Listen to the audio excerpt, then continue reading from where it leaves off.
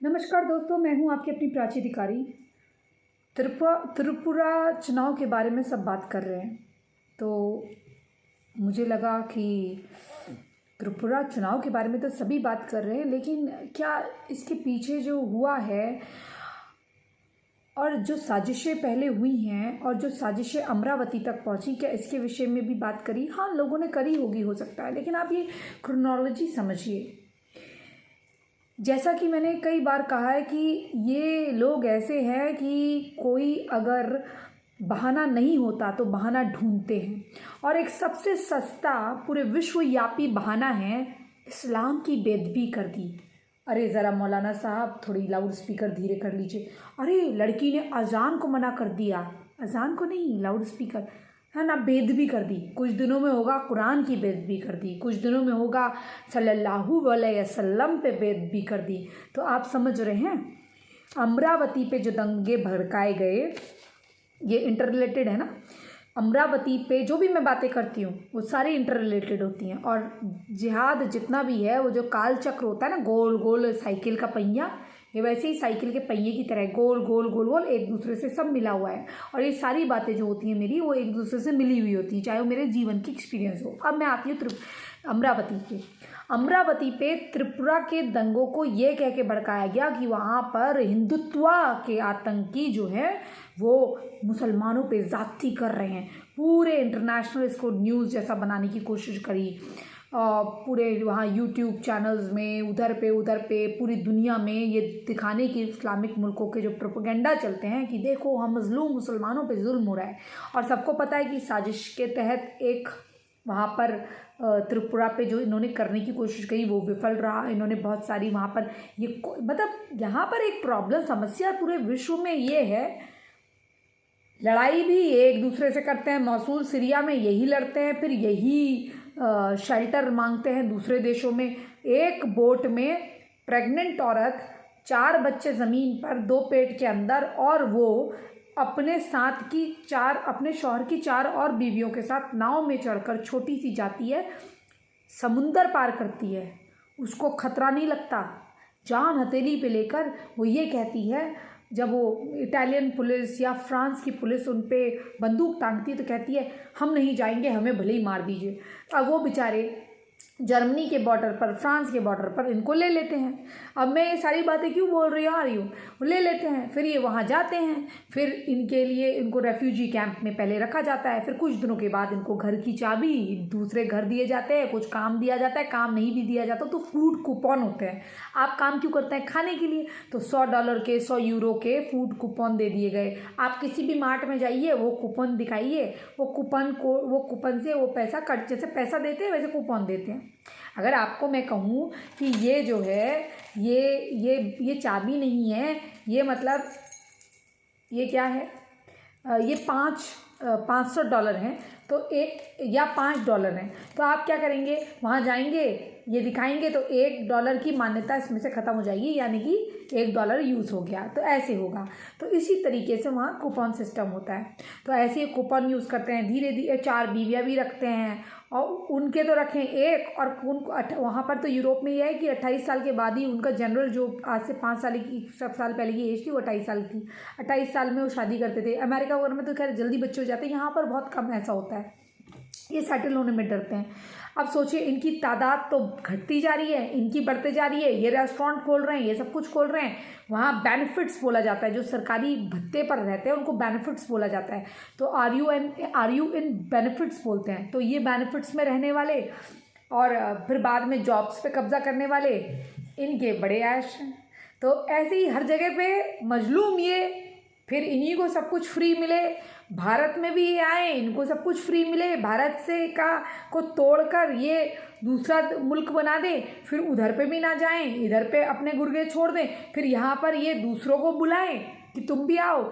एक आएगा, फिर वो 100 को लाएगा, फिर ऐसे ही करते करते वो उसका कब्जा हो जाएगा। तो ये जो इन्होंने एक बना रखा है कि सस्ती अटैक करने का तरीका, सस्ता हमला करने का तरीका, सस्ता मजलूमियत पूरी दुनिया में झाड़ने का तरीका, फिर सस्ता अपने आप को ही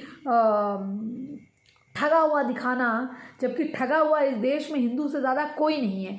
इतनी सारी मस्जिदें, इतनी सारी सब कुछ होने के बावजूद, इतना मतलब सिर्फ एक प्रधानमंत्री मोदी को गिराने के लिए इन्होंने एक पूरे मुल्क में, पूरे देश में और पूरे ना केवल भारत में, जहाँ जहाँ भी कोई पेट्रियाटिक सरकार जो रेफ्यूजीज़ को पे बैन लगाती है कि यहाँ पर घुसपैठिए नहीं आएंगे, यहाँ पर लोकल लोगों को ज़्यादा तवज्जो दी जाएगी, जैसे कि डोनाल्ड ट्रंप था, तो उसको उखाड़ फेंकने के लिए सोमालियन मुसलमान खड़े करे गए। आपने देखा होगा अमेरिका के इतिहास में पहली बार ऐसा हुआ, अल्लाहू अकबर, और वहाँ पर जो मॉल थी वो तोड़ी गई, मॉल से चोरी करी गई। पहली बार ऐसा अमेरिका में आपने देखा होगा इतने सालों में।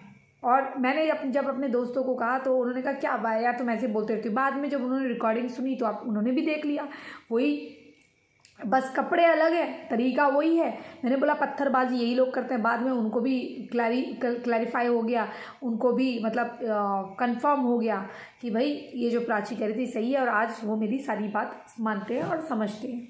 तो आप सोचिए, उन गोरों तक को समझ में आ गया।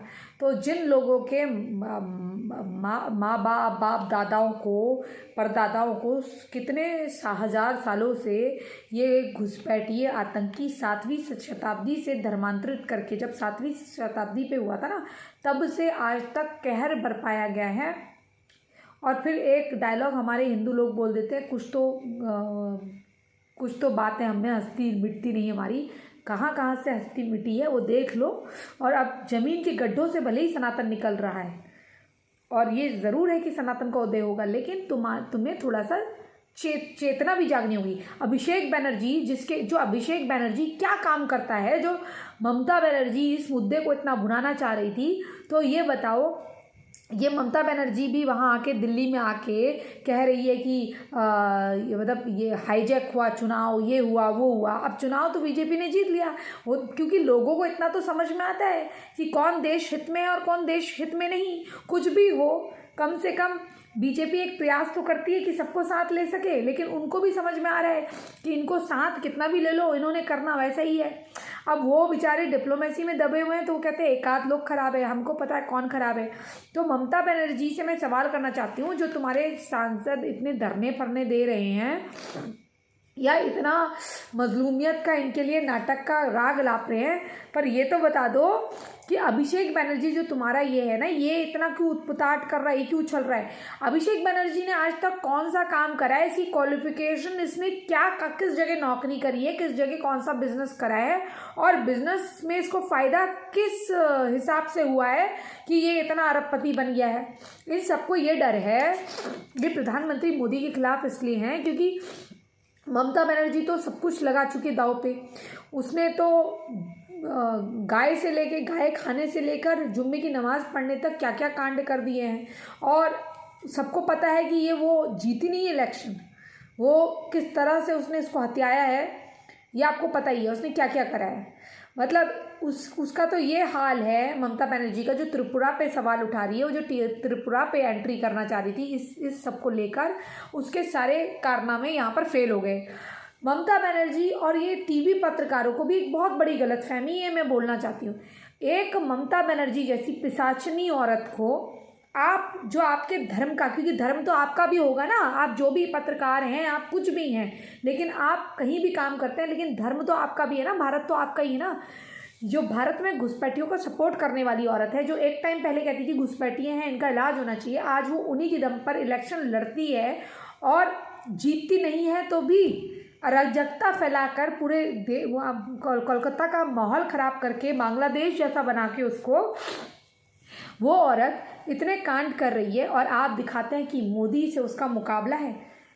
हो सकता है कि कोलकाता के लोग डरे हुए हों, बंगाल के लोग डरे हुए हों, पर दूसरे जो भारत के लोग हैं उन्होंने चूड़ियाँ नहीं पहनी हैं कि हम इतने अंधे हो जाएं कि ऐसी औरत को, जो हिंदुओं का नरसंहार करने में लगी हो, जो दुर्गा पंडालों से अजान के टाइम बताती हो और ऐसी चीज़ को वो एंटरटेन करती हो, और ऐसी औरत को कोई जिता के अपना प्रधानमंत्री बनाए, वो देश के लिए उस दिन उस देश का सूर्य परास्त अस्त होने वाली बात हो जाएगी। वो उस दिन भारत का, जिस दिन राहुल गांधी या ममता बनर्जी जैसे लोग सत्ता में आसीन सबसे बड़े पदों पर पहुंच गए तो सोचिएगा उस दिन भारत का हिंदू और उसकी आत्मा मर चुकी है और उस दिन इस देश का सूर्य अस्त हो चुका है। आप ये समझ लीजिएगा। और हम जैसे आप जैसे लोग मृत हो जाएंगे या विलुप्त हो जाएंगे, ये आप समझ लीजिए।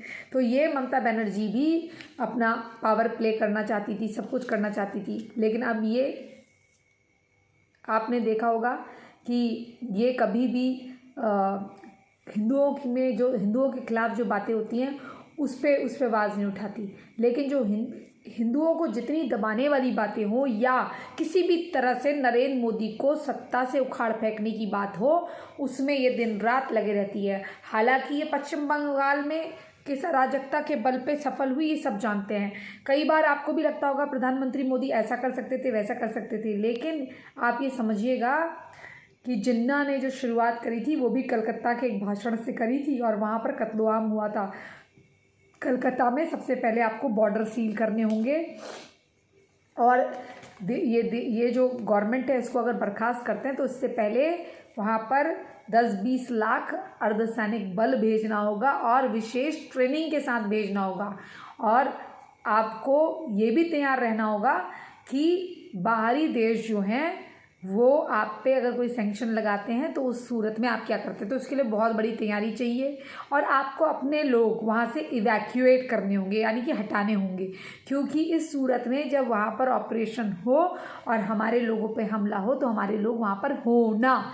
जो लोग संपत्तियों के पंखे तक काट देते हैं, पंखों को काट देते हैं, जो एक महिला को उठा के ले जाते हैं क्योंकि उसके बिल्डिंग ने बीजेपी को वोट दिया था और 7 बजे से शाम को ले जाकर दूसरे दिन 10 बजे फेंक कर जाते हैं और नंगा फेंक कर जाते हैं। और वो काँप रही होती है जब रेस्क्यू कराई जाती है, काँप रही होती है कि हमें कुछ नहीं करना, किसी पार्टी का झंडा नहीं चाहिए, कुछ नहीं चाहिए, बस 2 वक्त की रोटी दे दो या फिर जहर देकर मार दो। जो ऐसा कह रही होती है उस पश्चिम बंगाल में किस तरह की गवर्नेंस ये चलाती है, किस तरह से गवर्न करती है उस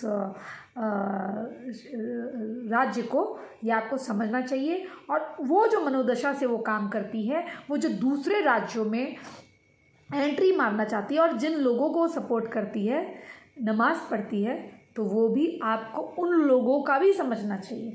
और वैसे तो अब आप समझ ही गए होंगे, इतनी सारी चीज़ हो रही है कि वो जहाँ पर अपने पावर प्ले में हैं वहाँ पर भी जो अल्पसंख्यक हैं, हिंदू या क्रिश्चियन उनका या बौद्ध, उनका सुपड़ा साफ करते हैं, उनके तीर्थ स्थलों को नहीं छोड़ते, मंदिरों को नहीं छोड़ते, यहाँ हैं तो भी नहीं छोड़ते। यहाँ पर भी हमारी कुरान की मतलब हमला ये करेंगे मंदिरों पे, आज भी इनके छोटे छोटे बच्चों को टॉयलेट कराने शिवलिंगों में भेजेंगे। ये बच्चियों के साथ छोटी ट्विंकल शर्मा से लेकर निकिता तोमर तक ये हत्या बलात्कार सारी चीज़ों में लिप्त रहेंगे, लेकिन आखिर में मजलूम यही होंगे। शांति प्रिय है ना, क्या करें। और इन्हीं पे जुल्म होगा, इन्हीं पे सारा जुल्म होगा, इन्हीं की सारी बातें यूएन तक जाएंगी, क्योंकि यूएन में भी कौन बैठा हुआ है आपको पता होना चाहिए। साउथ अफ्रीकी मूल के या दूसरे मूल के वही लेफ्टिस्ट या वही शांति प्रिय, बस नाम थोड़े चेंज हो जाते हैं, ऊपर वाला वही रहता है और वही ऊपर वाला इनसे सब कराता है। चाहे एक अदना सा एक्टर हो या एक बड़ा, वो जाके आखिर शैतान को मारने के लिए कंकड़ ही ढूंढता है और वो शैतान आप हैं इनके लिए। चाहे आप कितने अच्छे काम कर दीजिए, अमर कितने अच्छे काम कर दे, अमर गरीबों की सेवा कर दे, दान पुण्य कर दे, इनको काम पर रख ले, लेकिन अमन कभी भी काफिर ही रहेगा और जन्नत जो है अकीब को ही नसीब होगी जो उसको अमन को मारेगा। तालियां, चलिए हो गया। ये थी बात, अत्याचार करने वाले ही मजलूम हैं यहाँ पर। पूरे देश पूरी दुनिया में एक ही मॉडल्स ऑफ ऑपरेंडी से काम करते हैं, पर कमाल है मजलूम हमेशा यही रहते हैं। यूएन में आवाज़ इन्हीं के लिए उठती है, खबरें इन्हीं की जाती है। बस एक ही बात है, सल्लल्लाहु अलैहि वसल्लम की बेदबी कर दी, कुरान की बेदबी कर दी, मारो लाहौर में हिंदुओं को, तोड़ो मंदिर इनके। सिखों के गुरुद्वारे में कब्जा करो, वहाँ पर, या फिर या चर्च में कब्जा कर लो, उसको मस्जिद बना लो। लेकिन जहाँ पर ये होते हैं और जहाँ पर हिंदू होते हैं और जहाँ पर क्रिश्चियन होते हैं, वो भी बंद ज़बान पे इनका साथ दे देते हैं। लेकिन अब थोड़ी चीज़ें बदल रही हैं, क्या करें भैया, ये तो शांति प्रिय है, ये कुछ भी कर दें लेकिन दंगे हिंदुत्व ही करते हैं। चलिए, इसी संदेश के साथ मैं प्राची अधिकारी विदा लेती हूँ।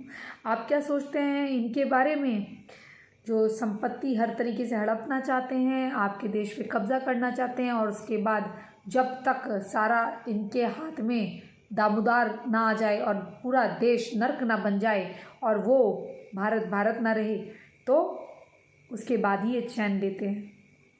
और एक दीमक, अगर ये देश से अलग भी होते हैं तो एक ना एक दीमक छोड़ कर जाते हैं, जो बाकी अंडे दे के अपने अंडे छोड़ कर जाते हैं, ताकि वो जो दीमक के अंडे हैं फिर से दीमक बन के देश को अंदर से खोखला करें। ये वो लोग हैं जो बुरहान वानी को बेचारे हेडमास्टर का लड़का कहते हैं और विक्टिम कार्ड खेलते हैं। समझ गए? चलिए, इसी संदेश के साथ आपको जो मैंने समझाना था वो समझा दिया कि त्रिपुरा के हिंदू विरोधी टीएमसी लेफ्ट की जो कारस्तानी थी वो त्रिपुरा में फेल हुई, लेकिन इसकी क्रोनोलॉजी जो थी वो मुझे आपको समझानी थी। ये कहाँ से गोल गोल गोल गोल पूरे, फिर ये अमरावती पे ही दंगे नहीं होने थे, फिर अमरावती के बाद ये प्रयोग करते हुए बाकी देश के राज्यों में होने थे। समझ गए? फिर गली मोहल्ले में, पहले राज्यों में करो, वो सफल हो तो गली मोहल्ले में करो। दिल्ली में क्या होता, दिल्ली में जो एक गजवाई हिंदी का छोटा छोटा पार्ट ये यहाँ कर रहे हैं, बड़ा नहीं कर रहे हैं, छोटा छोटा जो कर रहे हैं ये गजवाई हिंदी है। तो दिल्ली में तो चिन्हित करके करा, फिर राज्यों में करा आगजनी। एक हमारे वाल्मीकि हिंदू थे एमएलए एमपी, उनका घर जलाया था इन्होंने, याद है कर्नाटका में, या भूल गए? याद है ना? याद रखना। देखते रहो इनके तमाशे, जब तक विरोध, जैसे ये हाहाकार मचाते हैं उसी तरीके से जब तक तुम विरोध नहीं करोगे तब तक चैन नहीं आएगा। तुम्हें आतंकी कहते हैं, कभी आतंकी वाला काम करा? अरे कभी अराजकता वाला ही काम कर देते, नहीं कर सकते तुम। चलो, जय हिंद, जय भारत, वंदे मातरम, जय श्री राम। चैनल सब्सक्राइब नहीं किया तो चैनल सब्सक्राइब कर लीजिएगा। जो मैंने कहा है उसे समझने की, गोल गोल बातें समझने की कोशिश करिएगा। यह हंसी की बात नहीं है, दुर्भाग्य की बात है। चलिए, जय श्री राम।